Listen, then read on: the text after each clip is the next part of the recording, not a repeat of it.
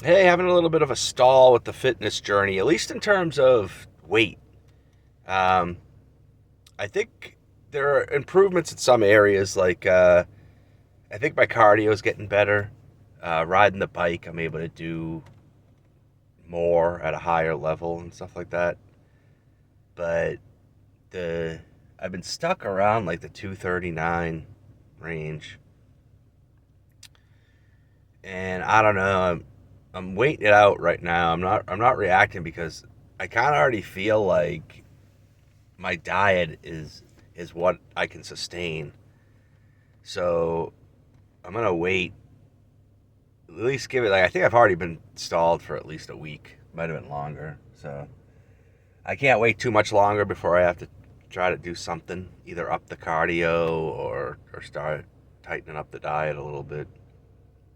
But I feel like I can tell a difference in my face. I don't know if you guys notice anything.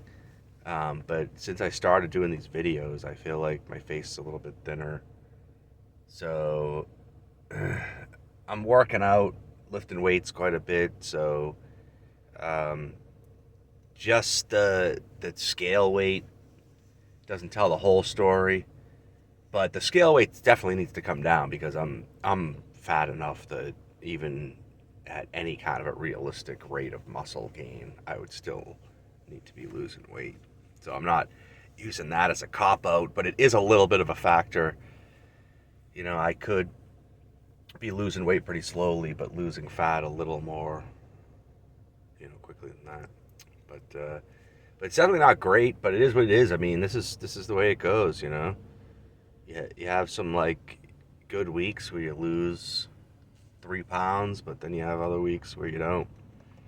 Sometimes it's just whatever it is, water weight or whatever, and then other times you do have to make adjustments. I do think maybe like I may have slipped on my cardio a little bit without even thinking about it because it got cold and I stopped doing my walks. I thought about that recently. I was like, yeah, I was walking like every day, and now I think I'm only going to the gym to ride the bike like 3 times a week. So the bike, hopefully, is burning a little more calories than walking.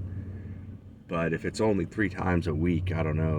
I might still be falling short on that. So yeah, I mean, there's some things I can do. The weightlifting, um, like the bench has stalled pretty much. Nothing great to report there, unfortunately. I basically had like the muscle memory surge where I got up to baseline, and now I think that I'm at baseline. It's going to be a long, slow slog, and the big thing that I'm working on right now is I've talked about tendonitis a bit before. I've had some issues, like joint issues, come up, and I've been able to deal with them as they come up. But the one that's seems to be more of like a serious chronic injury is my right bicep tendon. My right bicep is like at least a half an inch smaller than my left bicep. And it might even be like closer to an inch, like 3/4 of an inch or something. It's like really noticeable, and it just doesn't make any sense because my right side is my dominant side, and I think it's actually an injury. Like my right bicep tendon hurts all the time. I'm able to like rest it and get it to not hurt, but then when I go back to lifting heavy and hard, it just comes back. And so now I think I need to try to like really address it. I'm gonna make my best effort to address it myself, and then the next step might be to actually have to talk to the doctor about it. Um, but from my research, the way to try to address it is with heavy isolations. That's how you try to uh, basically remodel your tendon, because just resting it is going to make it feel better, but the pathology in the tendon is still going to be there.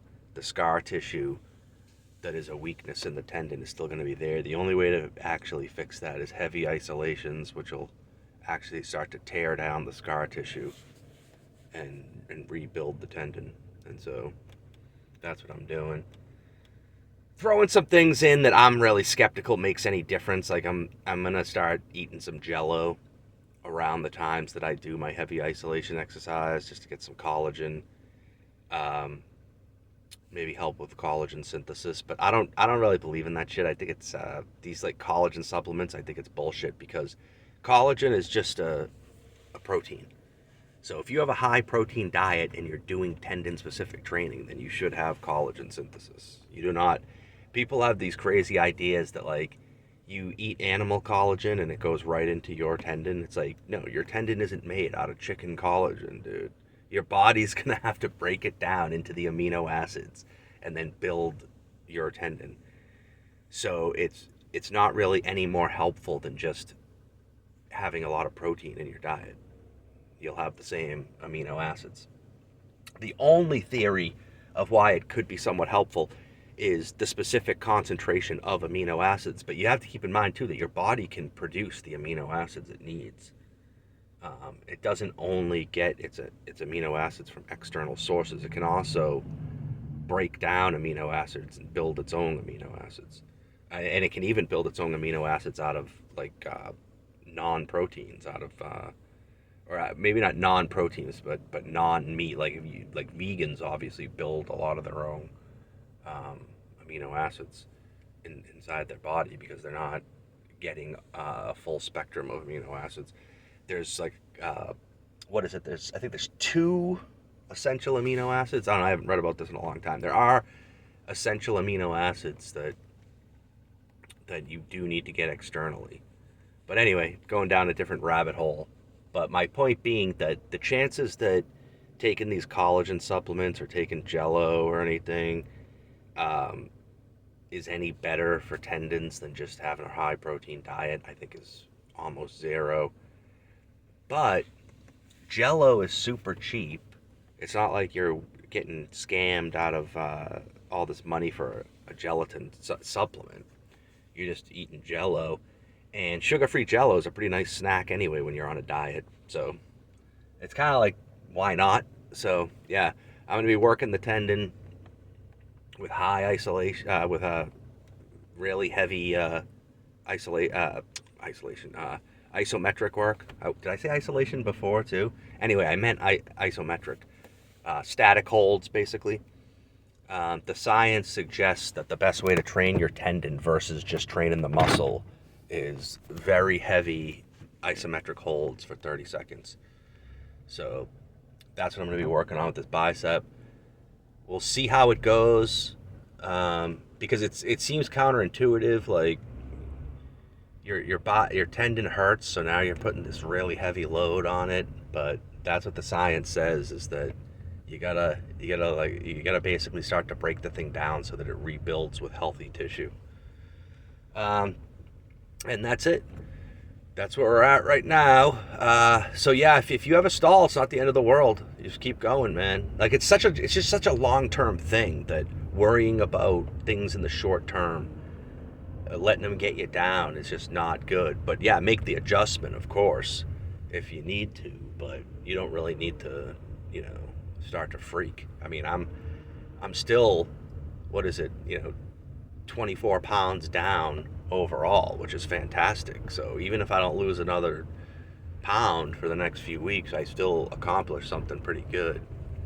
I had to like put a new hole in my belt and everything, so it's all good. We'll keep at it. We'll get through this stall, and I will see you on the next one.